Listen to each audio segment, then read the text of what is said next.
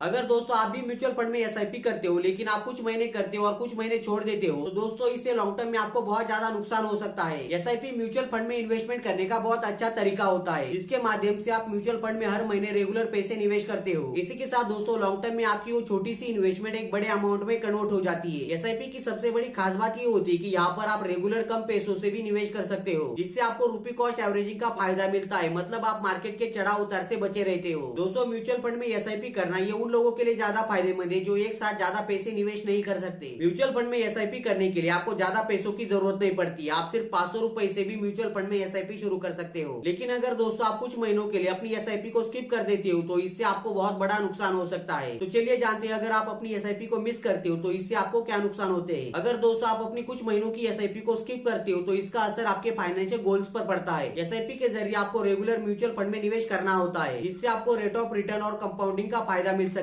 अगर दोस्तों आप अपनी कुछ महीनों की एसआईपी को स्किप करते हो तो इससे आपकी इन्वेस्टेड अमाउंट कम हो जाएगी जिससे आपको अपने फाइनेंशियल गोल को पूरा करने के लिए फ्यूचर में ज्यादा पैसे निवेश करने होंगे। लेकिन अब सवाल ये आता है कि अगर हम हमारी एसआईपी को स्किप करते हैं तो इससे क्या हमें पेनल्टी लगती है? नहीं दोस्तों, अगर आप अपनी एसआईपी को स्किप करते हो तो इससे आपको कोई भी पेनल्टी नहीं देनी होती। लेकिन यदि आपके बैंक अकाउंट में सफिशिएंट पैसा नहीं है तो बैंक आपको पेनल्टी लगा सकती है। और दोस्तों ये पेनल्टी 150 रुपए से लेकर 750 रुपए तक हो सकती है। अगर दोस्तों आप अपनी एसआईपी को लगातार 3 महीनों के लिए स्किप कर देते हो तो आपकी एसआईपी ऑटोमेटिक बंद हो जाती है। अगर दोस्तों आप हर 3 महीने बाद म्यूचुअल फंड में निवेश करते हो और यदि आप अपनी 2 एसआईपी को मिस करते हो तो इससे आपको रूपी कॉस्ट एवरेजिंग का फायदा नहीं मिलता जिससे दोस्तों आपका इन्वेस्टमेंट एवरेज नहीं होता। जब भी आप म्यूचुअल फंड में हर महीने रेगुलर पैसे निवेश करते हो तो कुछ महीने शेयर मार्केट डाउन होता है जिसकी वजह से आपको म्यूचुअल फंड के ज्यादा यूनिट मिलते हैं और कुछ महीने शेयर मार्केट ऊपर होता है जिसकी वजह से आपको म्यूचुअल फंड के कम यूनिट मिलते हैं। और दोस्तों इसी वजह से अगर आप रेगुलर एसआईपी करते हो तो आपको रूपी कॉस्ट एवरेजिंग का फायदा मिलता है जिससे आपके पोर्टफोलियो के रिस्क कम होकर आपको लॉन्ग टर्म में अच्छे रिटर्न मिलते हैं। इसी के साथ दोस्तों अगर आप अपनी एसआईपी को स्किप करते हो तो यहाँ पर आपको कंपाउंडिंग का भी ज्यादा बेनिफिट नहीं मिलता। दोस्तों एसआईपी में जो आपके पैसे तेजी से बढ़ते हो कंपाउंडिंग की मदद से बढ़ते हैं। लेकिन अगर आप अपनी कुछ महीनों की एसआईपी स्किप कर देते हो तो इससे आपको कंपाउंडिंग का ज्यादा बेनिफिट नहीं मिलता। इसका मतलब ये है दोस्तों लॉन्ग टर्म में आपको अपनी इन्वेस्टमेंट पर ज्यादा बेनिफिट नहीं मिलेगा। अगर दोस्तों आप अपनी एसआईपी को स्किप करते हो तो समय के साथ आपका नुकसान बढ़ता चला जाएगा जिससे आप अपनी इन्वेस्टमेंट की पूरी अमाउंट म्यूचुअल फंड में नहीं निवेश कर पाओगे और फिर दोस्तों फ्यूचर में आपको ज्यादा अमाउंट निवेश करनी पड़ सकती है जिसकी वजह से आपको फ्यूचर में अपने फाइनेंशियल गोल को पूरा करने के लिए ज्यादा पैसा और ज्यादा टाइम लग सकता है। इसलिए दोस्तों आपको रेगुलर म्यूचुअल फंड में निवेश करना बहुत जरूरी है। लेकिन अब सवाल ये आता है कि एसआईपी को स्किप करने से कैसे बचे। इसके लिए दोस्तों आप अपनी सैलरी और अपनी एसआईपी की डेट को मैच कीजिए। आपको अपनी एसआईपी की डेट को अपनी सैलरी की डेट के बाद सिलेक्ट करना चाहिए। इससे दोस्तों जब आपके बैंक अकाउंट में पैसे होंगे तो वो पैसे म्यूचुअल फंड में निवेश हो जाएंगे। और दोस्तों ये काफी सिंपल तरीका है म्यूचुअल फंड में रेगुलर निवेश करने का। इसी के साथ दोस्तों ऐसे कई सारे लोग होते हैं जो म्यूचुअल फंड में बहुत ज्यादा पैसों के साथ निवेश करना शुरू करते हैं लेकिन कुछ महीनों बाद उन्हें पैसों की तंगी के कारण अपनी एसआईपी को स्किप करना पड़ता है। लेकिन दोस्तों आपको एसआईपी करने के लिए ज्यादा लोड लेने की जरूरत नहीं है। आप म्यूचुअल फंड में कम पैसों से भी इन्वेस्टमेंट शुरू कर सकते हो। चाहे दोस्तों आपकी इन्वेस्टमेंट की अमाउंट छोटी हो लेकिन आपको ये ध्यान रखना चाहिए कि आपको अपनी एसआईपी को रेगुलर और लॉन्ग टर्म के लिए करना है। और जैसे जैसे आपकी फाइनेंशियल कंडीशन में सुधार होता है आप अपनी एसआईपी के अमाउंट को बढ़ा दीजिए। अगर दोस्तों आपकी फाइनेंशियल कंडीशन कमजोर हो चुकी है और आप अपनी एसआईपी को रेगुलर नहीं कर सकते तो दोस्तों इस केस में आपको अपनी एसआईपी को बंद करने की बजाय अपनी एसआईपी को पॉज करना चाहिए। एसआईपी पॉज करने से आप अपनी इन्वेस्टमेंट कुछ समय के लिए रोक सकते हो और फिर जब आपकी फाइनेंशियल कंडीशन स्टेबल हो जाएगी तो आप अपनी एसआईपी को कंटिन्यू कर सकते हो। इसी के साथ दोस्तों आपको अपनी एसआईपी को ऑटो सेट कर देना चाहिए जिससे क्या होगा आपको हर महीने मैन्युअली जाकर म्यूचुअल फंड में निवेश करने की कोई जरूरत नहीं है। एसआईपी ऑटोमेट करने से हर महीने किसी एक तारीख को आपके पैसे कट होकर म्यूचुअल फंड में निवेश हो जाएंगे जिससे दोस्तों आप अपनी एसआईपी को स्किप होने से रोक सकते हो। इसी के साथ अगर आप अपनी एसआईपी को मैनुअल तरीके से करना चाहते हो तो दोस्तों आपको हर महीने कैलेंडर रिमाइंडर सेट करना चाहिए जिससे क्या होगा आप अपनी एसआईपी को मिस होने से बचा सकते हो। दोस्तों एसआईपी में रेगुलर निवेश करने से आपको कंपाउंडिंग का ज्यादा फायदा मिलता है और यही कंपाउंडिंग समय के साथ आपके पैसों को तेजी से ग्रो करती है। अगर दोस्तों आप रेगुलर म्यूचुअल फंड में एसआईपी करते हो तो यहाँ पर आपको इंटरेस्ट भी अच्छा मिलता है और आपको डिविडेंड भी मिल सकता है जिसकी वजह से दोस्तों आपका इन्वेस्टमेंट बढ़ता चला जाता है। लेकिन अगर आप अपनी एसआईपी को स्किप करते हो तो इस प्रोसेस में रुकावट आ सकती है। इसलिए दोस्तों चाहे कम पैसों से एसआईपी कीजिए लेकिन रेगुलर एसआईपी कीजिए। रेगुलर एसआईपी करने से आप मार्केट के चढ़ाव उतार से बच सकते हो और आपको लॉन्ग टर्म में अच्छे रिटर्न मिल सकते हैं। इसी के साथ समय समय पर अपनी एसआईपी को ट्रैक करते जाइए जिससे आपको पता चलेगा कि आपका म्यूचुअल फंड कैसा परफॉर्म कर रहा है। दोस्तों एसआईपी बहुत अच्छा तरीका है जिसके माध्यम से आप अपने फाइनेंशियल गोल्स को पूरा कर सकते हो। इसीलिए अपनी एसआईपी को आपको रेगुलर रखना है। आई होप दोस्तों आपको ये इन्फॉर्मेशन पसंद आई होगी। अगर आपको ये इन्फॉर्मेशन पसंद आए तो वीडियो को लाइक कर हमारे चैनल को सब्सक्राइब कर लीजिए और आपको ये वीडियो कैसा लगा हमें कमेंट सेक्शन में जरूर बताइए। तो चलिए मिलते हैं नई किसी इन्फॉर्मेटिव वीडियो में, तब तक के लिए जय हिंद।